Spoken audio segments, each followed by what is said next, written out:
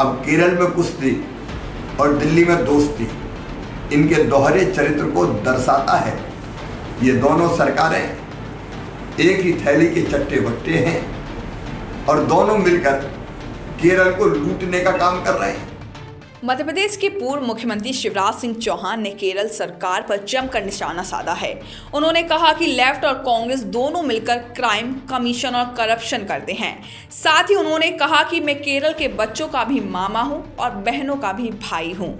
केरल में लेफ्ट और कांग्रेस वैसे दो पार्टियां हैं, लेकिन क्राइम, करप्शन और कमीशन जैसे दोनों मिलकर साथ काम कर रहे हैं। दोनों क्राइम, करप्शन और कमीशन जब अपनी सरकार लेते हैं तो दोनों के राज्य में चरम पर होता है।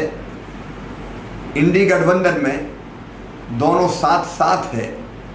अब केरल में कुश्ती और दिल्ली में दोस्ती, इनके दोहरे चरित्र को दर्शाता है। लेकिन दोनों की सरकारें जब आती है, जब यूडीएफ की सरकार आती है तो सोलर घोटाले जैसे अनेकों घोटाले सामने आते हैं, और जब एलडीएफ की सरकार आती है तो गोल्ड की स्मगलिंग में वो लिप्त होती है, तस्करी में लग जाते हैं, डॉलर घोटाला होता है। तो करप्शन के मामले में चोर चोर मौसेरे भाई हैं।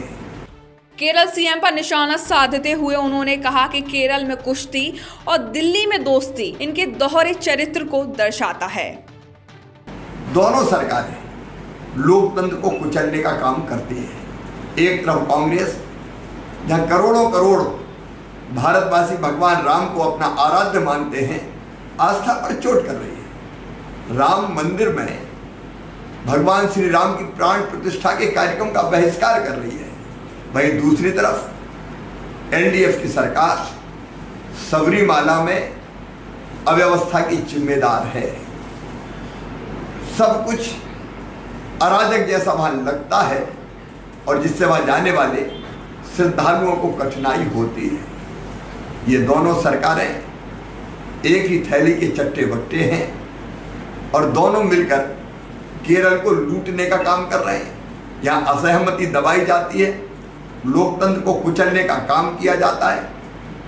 अब बताइए उस सीएम पर जनता कैसे भरोसा करे जिसका सीएमओ मुख्यमंत्री कार्यालय स्मगलिंग में लिप्त हो, जिसके पीएस तस्करी में लिप्त हो, बाकी अधिकारी भी तस्करी का काम करें। और अभी अभी तो जो घोटाला सामने आया है वो आश्चर्यचकित कर देता है। बहरहाल एमपी में शिवराज सिंह चौहान को कोई बड़ी जिम्मेदारी मिलने की बात कही जा रही है, लेकिन अभी फिलहाल ऐसा होता नहीं दिख रहा है। आपको बता दें कि शिवराज सिंह चौहान पर आला कमान ने भरोसा जताया है और उन्हें दक्षिण की राजनीति में उतारा है। अब यह देखना होगा कि शिवराज सिंह चौहान अपना रुतबा केरल की राजनीति में मध्य प्रदेश की राजनीति की तरह कायम रख पाएंगे या नहीं।